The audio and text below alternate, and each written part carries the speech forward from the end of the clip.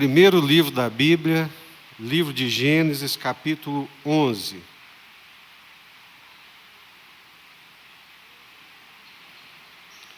Eu gostaria muito que todos pudessem acompanhar a leitura da palavra de Deus,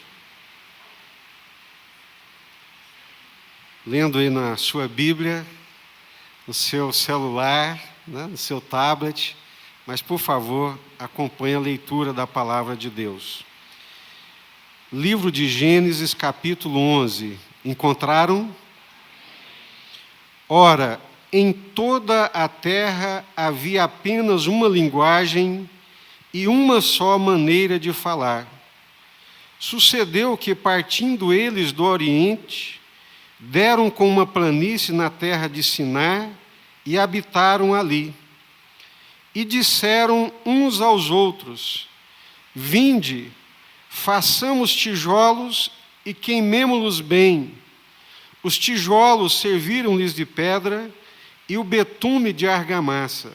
Disseram: Vinde, edifiquemos para nós uma cidade e uma torre cujo topo chega até aos céus, e tornemos célebre o nosso nome, para que não sejamos espalhados por toda a terra. Então desceu o Senhor para ver a cidade e a torre que os filhos dos homens edificavam. E o Senhor disse: Eis que o povo é um, e todos têm a mesma linguagem. Isto é apenas o começo. Agora não haverá restrição para tudo o que intentam fazer. Vinde, desçamos e confundamos ali a sua linguagem, para que um não entenda a linguagem de outro. Destarte, o Senhor os dispersou dali pela superfície da terra e cessaram de edificar a cidade. Chamou-se-lhe por isso o nome de Babel, confusão, porque ali confundiu o Senhor a linguagem de toda a terra, e dali o Senhor os dispersou por toda a superfície dela. Agora nós vamos lá para Atos dos Apóstolos, que nós lemos aqui nessa manhã. Atos dos Apóstolos, capítulo 2.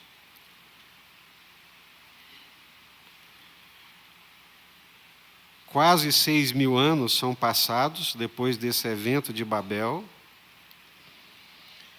E nós temos aí o evento que nós chamamos de Pentecostes, a descida do Espírito Santo, que é, por incrível que pareça, um evento paralelo. As duas passagens são paralelas. As duas passagens, por incrível que pareça, elas são correlacionadas, né? Gênesis capítulo 11 é um evento histórico na história da salvação, é um evento religioso.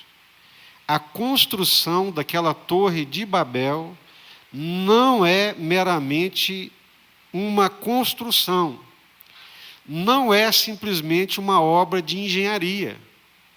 Essa reunião de Babel, essa construção da torre de Babel, está aí na Bíblia, porque é, acima de tudo, um evento religioso. É também um evento religioso. Então, nós estamos lendo as duas passagens da Torre de Babel, Gênesis capítulo 11, estamos lendo Atos dos Apóstolos, capítulo 2, o dia de Pentecostes, quando desce o Espírito Santo, porque as duas passagens, elas são paralelas. Essas duas passagens, apesar de eventos distintos no tempo e no espaço, são similares, são eventos religiosos. Atos capítulo 2. Ao cumprir-se o dia de Pentecostes, estavam todos reunidos no mesmo lugar. De repente veio do céu um som como de um vento impetuoso e encheu toda a casa onde estavam assentados. E apareceram distribuídas entre eles línguas como de fogo, E pousou uma sobre cada um deles, e todos ficaram cheios do Espírito Santo e passaram a falar em outras línguas, segundo o Espírito lhes concedia que falassem. Ora, estavam habitando em Jerusalém judeus, homens piedosos, vindo de todas as nações debaixo do céu. Quando, pois, se fez ouvir aquela voz, afluiu a multidão que se possuiu de perplexidade, porquanto cada um os ouvia falar na sua própria língua. Estavam, pois, atônitos e se admiravam, dizendo: Vede, não são porventura galileus todos esses que aí estão falando? E como os ouvimos falar, cada um em nossa própria língua materna?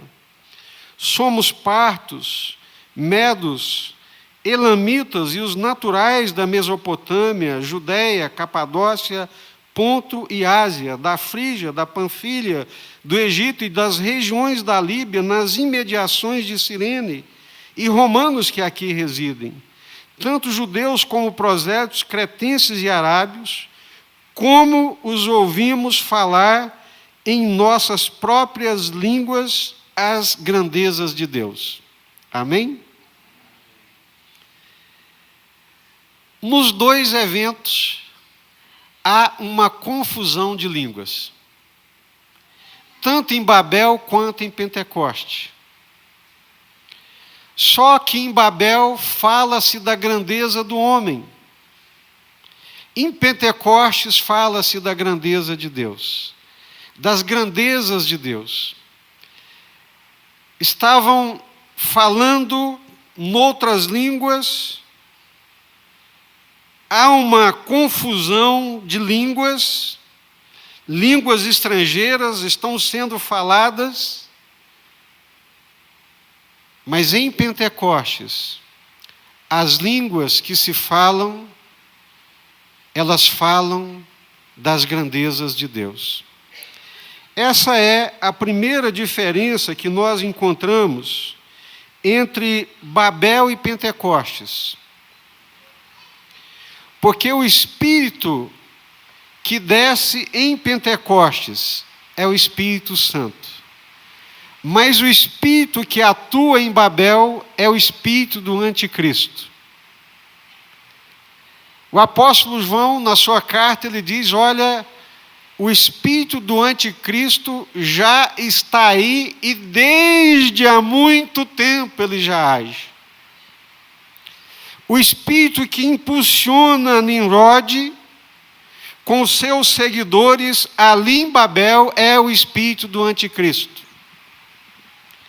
A intenção daquela reunião, da construção daquela torre, não é nenhuma outra motivação, não é nenhum outro sentimento que não seja de rebelião e de oposição à vontade de Deus.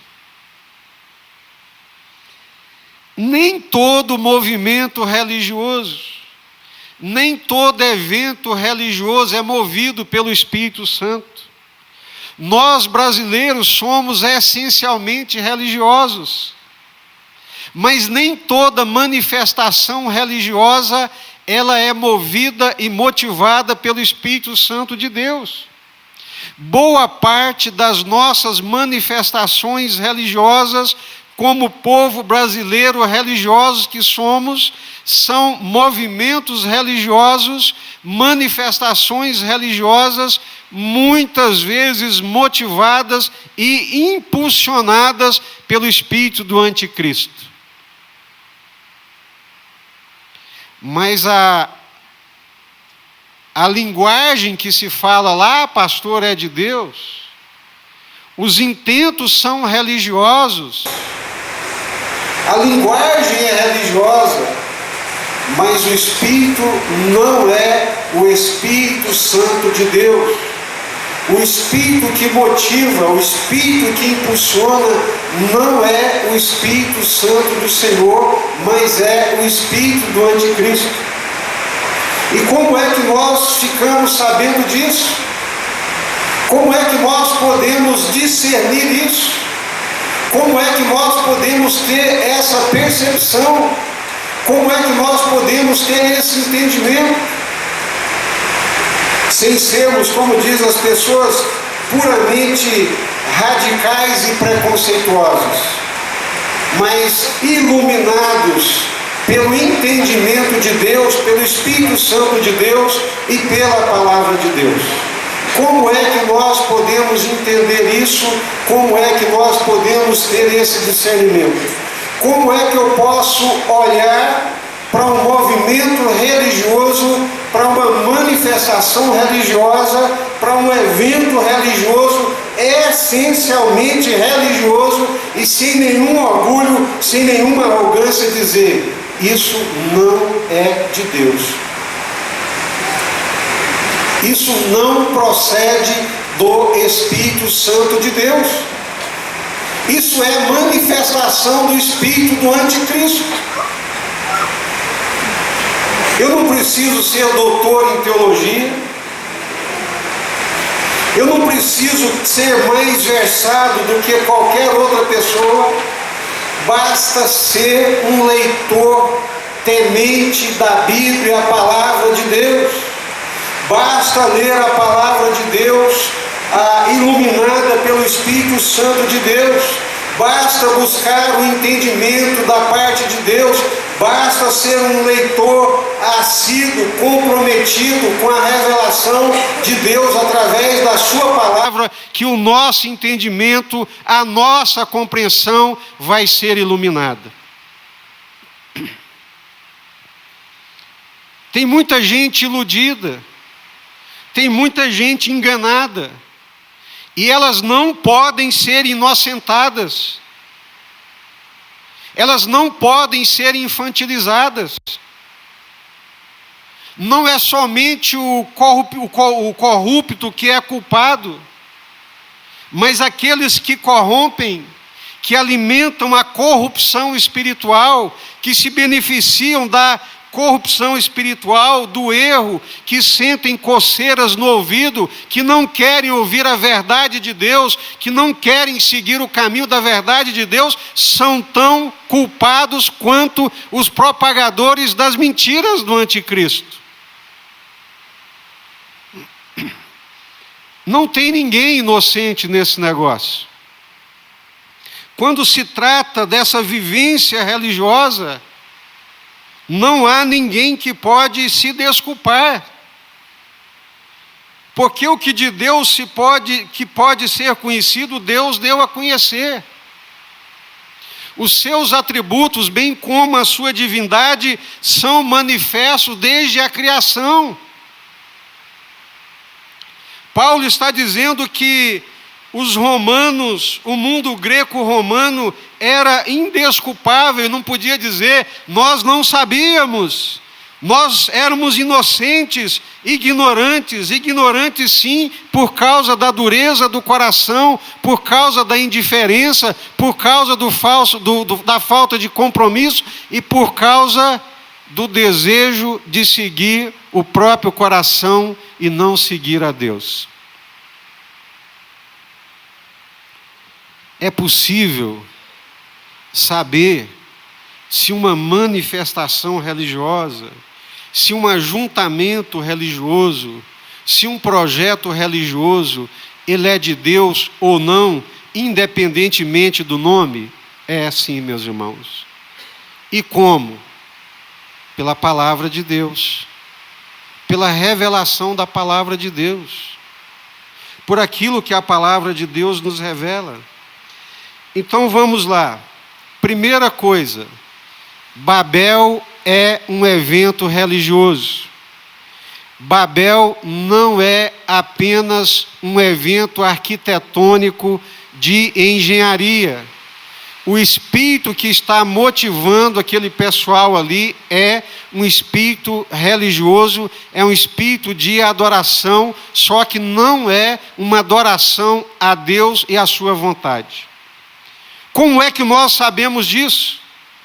Nós sabemos, quando nós lemos a palavra de Deus, lá em Gênesis, no capítulo 1, no capítulo 2, quando nós temos o primeiro mandamento de Deus, que nós chamamos de mandato cultural. É a primeira ordem de Deus para a humanidade recém-criada. Crescei, multiplicai, espalhai-vos sobre a terra. O mandamento de Deus é que no homem a presença de Deus se espalharia sobre a face da terra. Através do espalhar do homem sobre a terra, a glória de Deus se espalharia sobre a terra, através desse homem, numa comunhão plena e absoluta com Deus. Então, o primeiro mandamento de Deus é: espalhem-se sobre a face da terra. E eles constroem Babel para quê? Qual é a intenção deles construir Babel? Gênesis capítulo 11, versículo 4. Vocês estão me ouvindo bem? Tá? Eu não estou me ouvindo bem por causa da chuva, mas todo mundo está me ouvindo bem. Não preciso gritar não, está tudo ok. Versículo 4. Disseram: vinde, edifiquemos para nós uma cidade e uma torre, cujo topo chegue até os céus, e tornemos célebre o nosso nome, para que não sejamos o quê? Espalhados. Mas qual foi o mandamento de Deus? Qual foi o mandato cultural? Para que o homem, para que a cultura humana, para que o homem se espalhasse sobre a terra. Deus manda, Deus ordena, e eles se reúnem para construir uma torre, para não fazer exatamente aquilo que Deus havia mandado. Esse é o espírito da rebelião.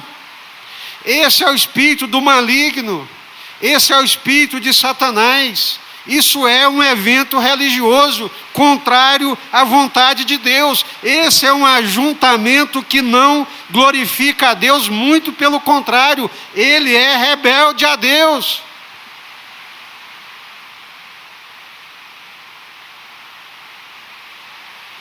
Como saber então se um ajuntamento, se um movimento, ele é de Deus ou não? Obedece a Deus, faz a vontade de Deus, segue os mandamentos de Deus? Se não, não é de Deus, é rebelião, é o espírito do anticristo. E olha o que eles dizem: vamos fazer uma cidade para a gente chegar até os céus. Meu Deus! Homem nenhum consegue chegar aos céus. Não há construção humana, religiosa, intelectual, capaz de levar a humanidade até os céus, levar o ser humano até Deus. É uma arrogância, é uma petulância sem limites do ser humano, porque a única forma de nós termos comunhão com Deus, de conhecermos a Deus, é quando Ele vem até nós, é quando Ele desce até nós, é quando Ele se revela a nós, quando Ele mostra a sua vontade para nós. Mas eles não querem fazer do jeito que Deus estabelece. Eles querem fazer do seu jeito. Eles querem fazer da sua maneira. Eles querem fazer da sua forma. E eles estão dizendo: vamos tornar o nosso nome célebre. Qualquer coisa, meus irmãos, que não glorifica o nome de Deus, onde o nome de Deus não é exaltado e glorificado, onde Deus não é o centro, onde Jesus não é o centro, não é o Espírito Santo de Deus que está lá. Se a motivação que ajunta aquelas pessoas é a cura, não é Jesus que está sendo glorificado. Se aquele movimento que ajunta as pessoas não é para Jesus, mas é para o próprio homem, para as coisas do homem, não é de Jesus. Se não é o Jesus, o centro da invocação, o centro da adoração, mas é outro nome, outra divindade, outra personalidade, não é o Espírito Santo que está lá.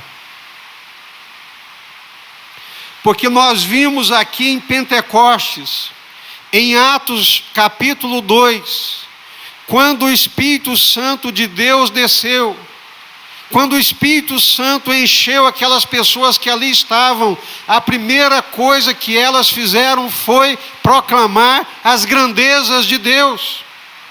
Não foi sequer a grandeza da experiência. A experiência foi extraordinária, o batismo com o Espírito Santo foi maravilhoso, o fenômeno religioso que aconteceu foi extraordinário, único, maravilhoso, mas eles não honraram e não glorificaram a experiência, mas honraram e glorificaram o nome do Senhor.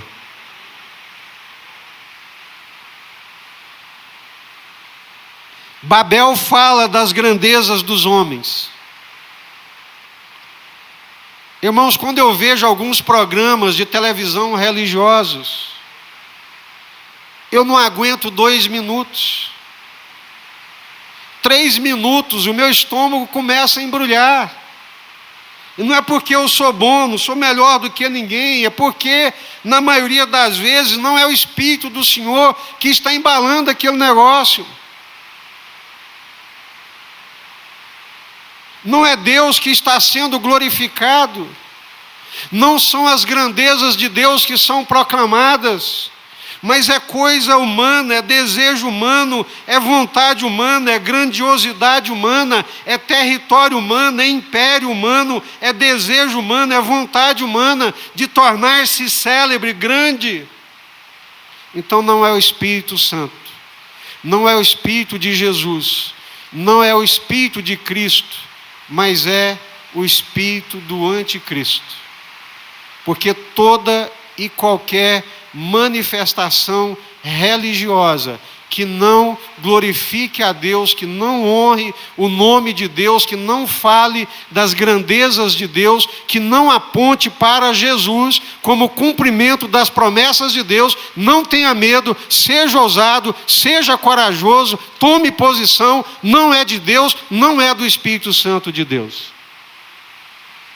Aí nós ficamos flertando, não temos convicções, não estudamos a palavra de Deus, não nos fundamentamos na palavra de Deus. Às vezes a luzinha do Espírito Santo está acendendo, o Espírito Santo está falando, abre os olhos, abre o entendimento, não está vendo que isso é enganação? Mas como é religioso, a gente fica, mas será? Não, irmãos.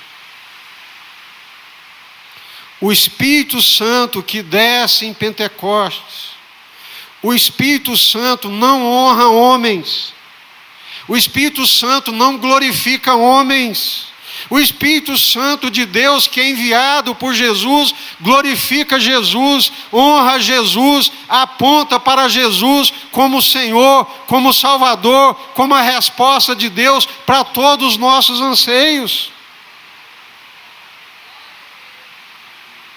O espírito que opera em Babel é o espírito da rebelião, é o espírito do anticristo que leva Nimrod com seus seguidores a se rebelarem contra Deus, porque não querem a vontade de Deus, não querem se submeter à vontade revelada de Deus. Mas o espírito que atua no Pentecostes, que é o Espírito Santo de Deus, leva as pessoas a falar das grandezas de Deus e não das grandezas humanas. O Espírito Santo sempre vai apontar para o Senhor Jesus. Sempre, sempre, sempre. se não apontar para Jesus, se não glorificar Jesus, se não honrar Jesus, não é o Espírito Santo que está agindo e que está atuando. Lá em Atos dos Apóstolos, capítulo 2, dá para a gente entender e fazer essas avaliações e construir essas distinções.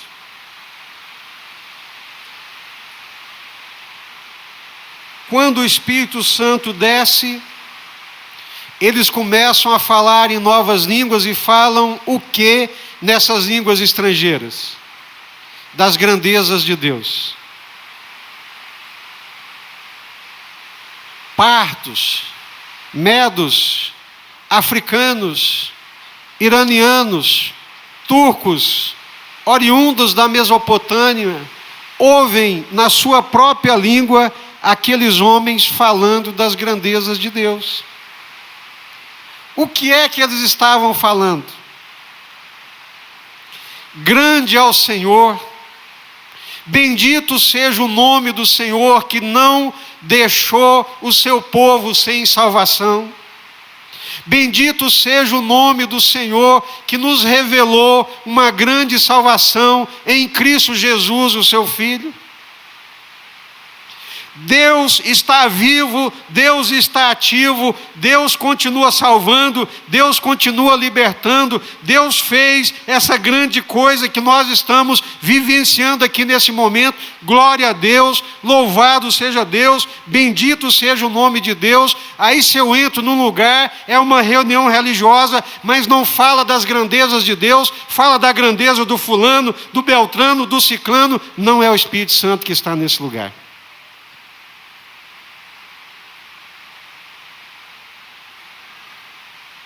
Se eu entrar, irmãos, numa reunião como essa, numa celebração, pelo culto, pela adoração, eu vou saber se é Jesus o nome mais importante nesse lugar ou não. Eu me lembro de um pastor, colega de Londrina, há uns tempos atrás, ele compartilhando conosco, que numa das igrejas evangélicas de Londrina, convidaram uma promotora para participar do culto.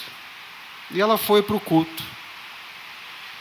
E chegou lá no culto, era bandeira de Israel, era chofar, era cântico hebraico, era dança hebraica. Ela perguntou, o presidente de Israel está aqui? Se eu entro num lugar, não fala de Jesus, não glorifica Jesus, não fala das grandezas de Deus, pode falar da grandeza de quem quer que seja, mas se não falar das grandezas de Jesus, não é o Espírito de Jesus, irmãos, não é o Espírito Santo. Por que nós titubeamos? Ou por que nós não temos os olhos abertos? Ou por que nós não enxergamos? Ou por que nós nos permitimos ser presas? Ou por que nos permitimos, como diz o apóstolo Paulo, ser aprisionado por homens cujas consciências já estão aprisionadas? O primeiro evento ali no Pentecostes, que desce sobre eles o Espírito Santo, eles começam a falar das grandezas de Deus. Aí Pedro se levanta, impulsionado pelo Espírito Santo, cheio do Espírito Santo, e ele fala o quê? O que um homem cheio do Espírito Santo vai falar? Ele vai falar do plano de Deus, que aquilo que eles estão vivenciando é cumprimento das promessas de Deus. Ele explica o que é que está acontecendo ali em termos espirituais. Ele diz, vocês estão achando que nós estamos bêbados? Quem é que fica bêbado a essa hora do dia? Isso que vocês estão vendo aqui, vocês estão presenciando o cumprimento das promessas de Deus. A nova aliança de Deus, o derramar do Espírito Santo de Deus, é isso que está acontecendo aqui, que profetizou o profeta Joel. Ato seguinte, ele começa a apontar para Jesus. Jesus que andou aqui entre nós, realizando sinais e maravilhas pelo poder de Deus, varão aprovado por Deus, que nós vimos, que nós conhecemos, e vocês também viram e testemunham e podem testemunhar. Esse Jesus é o varão enviado por Deus, aprovado por Deus, e vocês o mataram. Através das mãos de iníquos cumpriram os desígnios de Deus. Mas ele está falando de quem? Está falando de Jesus. Ele aponta para Jesus. O centro ali é Jesus. A glória ali é canalizada para Jesus. Porque o Espírito que move e impulsiona não é o Espírito de Babel, é o Espírito Santo, é o Espírito de Cristo. Abra sua Bíblia comigo, por favor, lá no Evangelho de João, capítulo 16.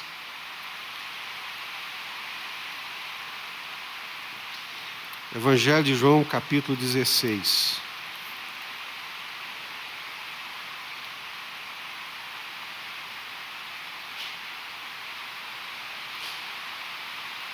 Evangelho de João, capítulo 16, a partir do versículo 12.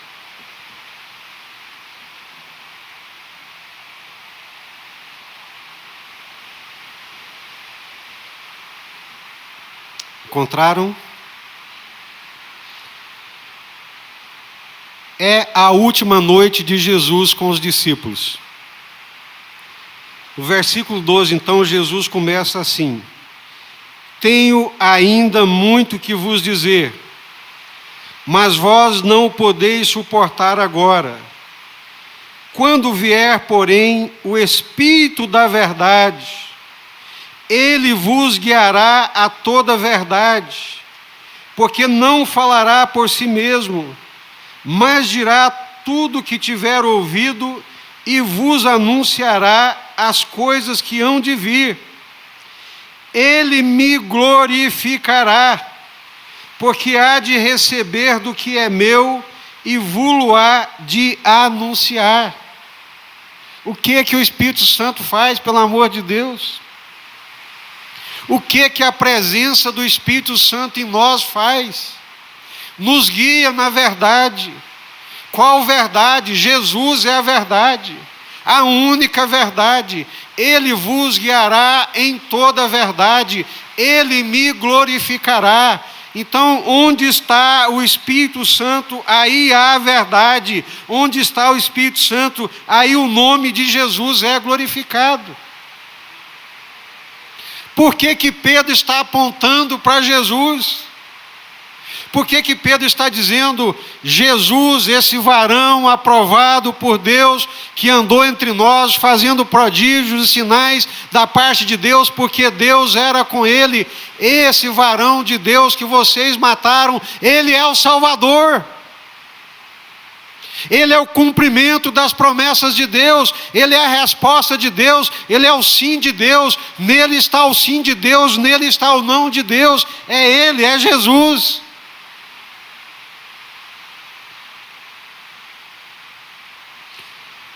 Aí parece que a gente cansa de Jesus e parece que cansa de ouvir falar de Jesus e tem que dar uma apimentada nas nossas reuniões e no nosso jeito de pensar. Como se fosse uma relação que se desgasta. Não, irmãos. Essa relação, ela não se desgasta. O Espírito Santo fala das grandezas de Deus. Babel fala da grandeza dos homens. Vamos construir uma torre e tornar célebre o nosso nome.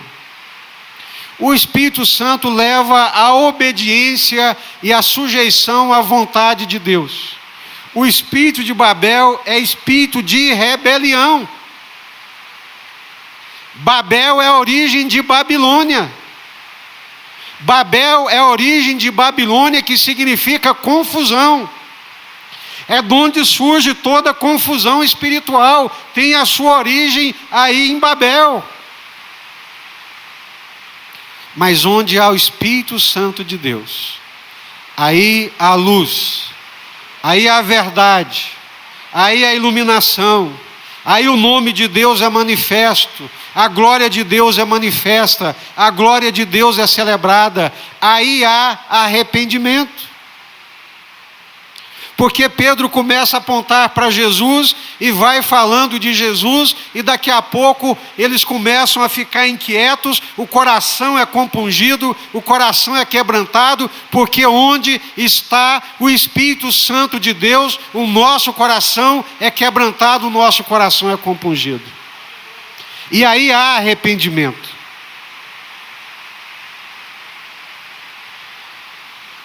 Irmão Pedro, pelo amor de Deus, o que é que nós vamos fazer? Arrependam-se, convertam-se, porque onde está o Espírito Santo de Deus, o nosso coração é transformado. A nossa vida, irmãos, ela é exposta à luz de Deus, à verdade de Deus, e nós somos então quebrantados, somos humilhados diante da santidade de Deus, e dá-nos aquele ímpeto: o que eu tenho que fazer? Não posso continuar vivendo dessa forma e dessa maneira.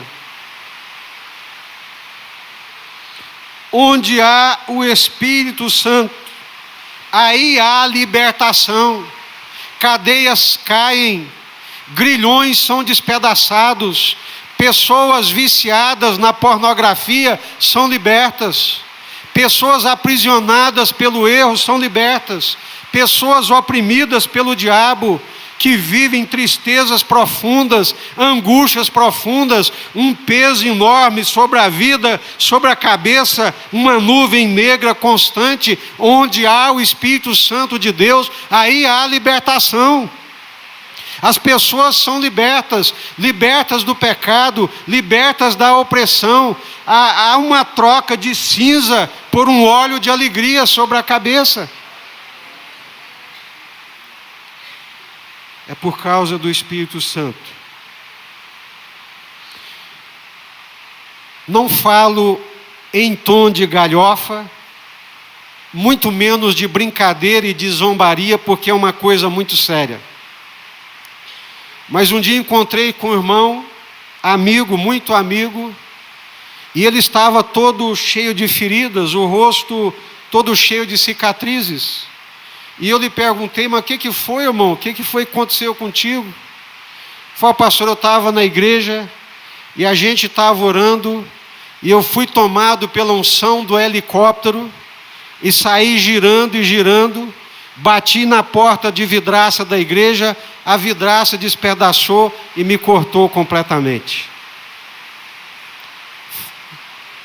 Eu não ia agredi-lo, obviamente, não ia fazer galhofa, mas onde é que está escrito na Bíblia unção de helicóptero? Como é que o Espírito Santo de Deus pode produzir um sentimento desse? O Espírito Santo produz um sentimento de reverência, um sentimento de temor. O Espírito Santo produz um sentimento de rendição a Deus. Um desejo consome a alma e o coração por Deus, de fome de Deus, de desejo de Deus, de honrar a Deus, de glorificar a Deus, de fazer a vontade de Deus. A presença do Espírito Santo de Deus em nós não nos impulsiona e não nos lança em nenhuma direção que seja nossa e para nós, mas sempre para Deus e para a glória de Deus. São invenções humanas. Longe de mim dizer que são maldosas,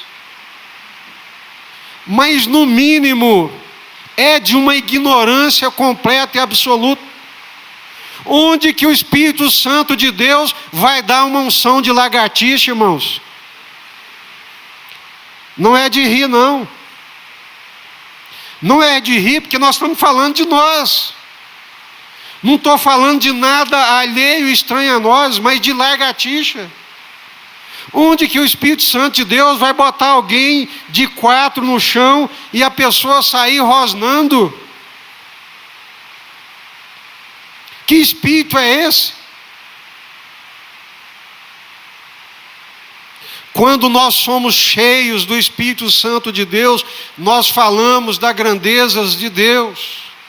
Nós honramos a Deus, nós glorificamos a Deus, a nossa língua é um manancial que transborda de júbilo, de alegria, de gozo, de alegria transbordante na presença de Deus e do entendimento das grandezas de Deus e de tudo aquilo que Deus está fazendo por nós.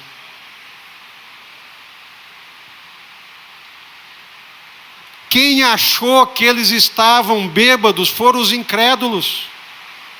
Eles não estavam bêbados e também não agiam como bêbados. Estavam em plena consciência. A consciência estava plenamente iluminada.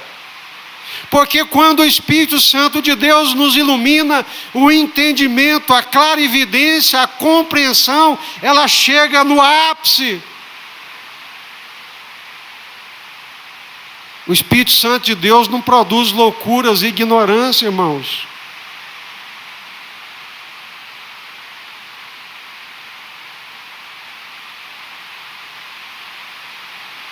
A unção do Espírito Santo nos leva a proclamar as grandezas de Deus. A unção do Espírito Santo nos lança aos pés do Senhor, num desejo consumidor de honrá-lo, de amá-lo, de adorá-lo e de glorificá-lo com todo o nosso coração e com todas as nossas forças, porque é para isso que ele veio. É o Espírito Santo de Deus que nos santifica, que nos separa, que nos dá entendimento de Deus e das coisas de Deus.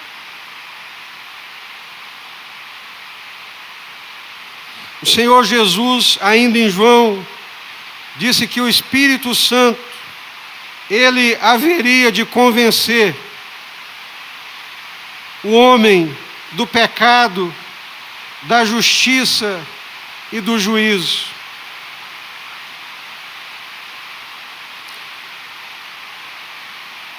João capítulo 16, versículo 7. Convém-vos que eu vá, porque se eu não for, o Consolador não virá. Se eu for, eu vos enviarei. Quando ele vier, convencerá o mundo do pecado, da justiça e do juízo. Do pecado, porque não crê em mim. Da justiça, porque vou para o Pai. Do juízo, porque o príncipe desse mundo já está sendo julgado. Irmãos, não é a nossa força, não é o nosso muito falar, mas é o Espírito Santo que convence alguém do pecado, da justiça e do juízo. Amém, meus irmãos? Dá para entender a diferença do Espírito Santo em Pentecostes e o que ele provoca, daquilo que aconteceu em Babel e continua acontecendo até hoje. Dá para perceber com clareza a diferença do Espírito que atua em Babel e do Espírito que é o Espírito Santo de Deus no Pentecostes. Amém?